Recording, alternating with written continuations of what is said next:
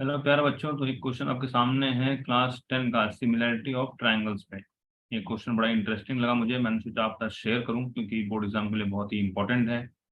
तो इसमें आपको फिगर दिख रहा है और इसमें हमें गिवन है क्या, angle B A C equal to A D C, जो मैंने ऑलरेडी मार्क भी कर दिया है। एंगल बी ए सी कौन सा है?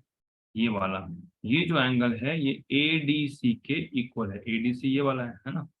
अब हमें प्रूव क्या करना है? We have to prove that C A square is equal to C B into C D. और मैं थोड़ा सिंप्लीफाई कर देता हूं। और you have to prove that C A into C A will be equal to C B into C D. हमें ये prove करना है। या फिर हम और क्या लिख सकते हैं? C A divided by C B equal to C D divided by C A. ऐसे क्यों लिखा? क्योंकि सिमिलैरिटी ऑफ ट्राइंगल्स में हमने रेशियो के बारे में पढ़ा है ना, कॉरेस्पॉन्डिंग साइड्स का रेशियो क्या होता है। हमने ऐसा कहीं नहीं पढ़ा C A square is equal to C B into C D prove करने के लिए, है ना। बट आपने ये पढ़ा है कि रेशियोज जो है कैसे इक्वल होते हैं। सबसे पहले दो सिमिलर ट्राइंगल्स है तो पहले उन ट्राइंगल्स को अलग करके दिखाओ जो सिमिलर है ना। तो कैसे इनको अलग करेंगे? तो देखो, एक तो हम लिख सकते हैं यहाँ पर ए बी सी ट्राइंगल, यहां से ले लेते हैं, ठीक है। ये क्या हो जाएगा? एक है ए बी और सी, और ये वाला एंगल था, है ना। अब एक और ट्रायंगल लेना पड़ेगा जिसमें ये एंगल हमें एक इक्वल मिल रहा है, तो ए डी सी ट्रायंगल ले सकते हैं, है ना, तभी हो पाएगा। क्योंकि हमें एंगल डी भी चाहिए ना दूसरे ट्रायंगल में, because they are equal which has been given. ये क्या हो जाएगा? ए डी सी, ठीक है। यहाँ पर ये एंगल लेते हैं। हमें ऑलरेडी दिया हुआ है कि ये दोनों एंगल इक्वल है ना। और अब हम क्या क्या देख सकते हैं? हमने बहुत सारे सिमिलैरिटी रूल्स पढ़े हैं, ट्रिपल एस, डबल ए से, इस तरह से पढ़े हैं ना, ऐसे एस। तो इसमें हमारा कौन सा सिमिलैरिटी रूल लगेगा ये हमें पता नहीं है, और पता करने की जरूरत भी नहीं है। हम बस देखेंगे कौन कौन सी चीजें इक्वल है ना। तो एक तो चीज हमें मिल गया, एंगल बी ए सी जो है ये ए डी सी के इक्वल है ना। और क्या इक्वल है?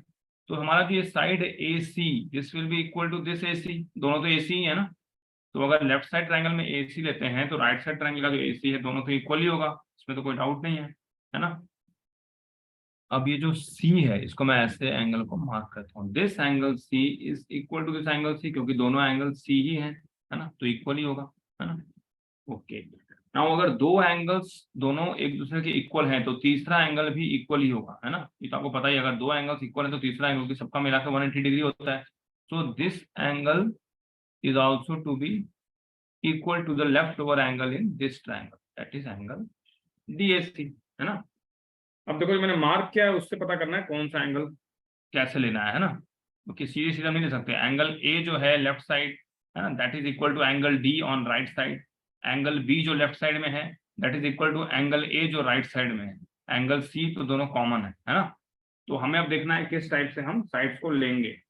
जैसे मैंने यहाँ पर सी ए ले लिया, सी ए या ए सी कुछ भी बोल दो। अगर इसका मैं सी ए ले रहा हूं तो सी ए में देखो दो एंगल्स इंक्लूडेड हैं। एक एंगल है जिसमें बस सिंगल लाइन है, ये वाला, है ना। और एक एंगल है जिसमें डबल लाइन है ना, ये वाला, ठीक है।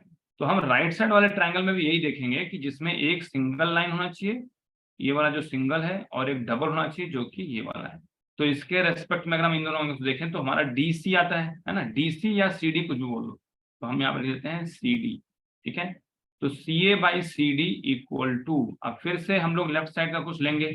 तो यहाँ पे हम क्या ले सकते हैं? हम लोग ले लेते हैं सी बी, ठीक है, डिवाइडेड बाई, अगर इसका हम सी बी लेंगे यानी कि लेफ्ट साइड में हमने एक तो एंगल लिया है डबल वाला, जो साइड हमने लिया उसमें क्या क्या इंक्लूड है?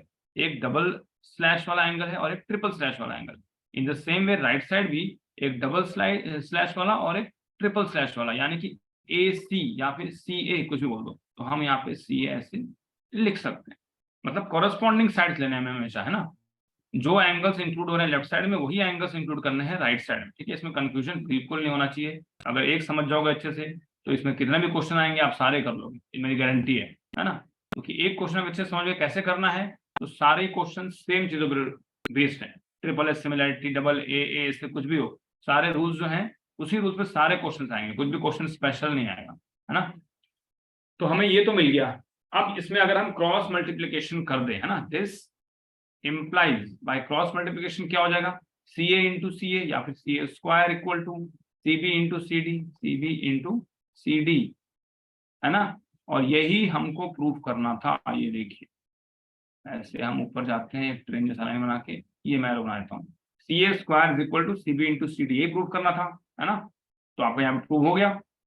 इसमें कोई डाउट अगर है तो कमेंट बॉक्स में मेंशन कर दो, कोई डाउट नहीं है तो लाइक कर दो, सब्सक्राइब कर दो, शेयर कर दो क्लास 10 के बच्चों को, है ना। चलो, thank you very much, bye bye, take care.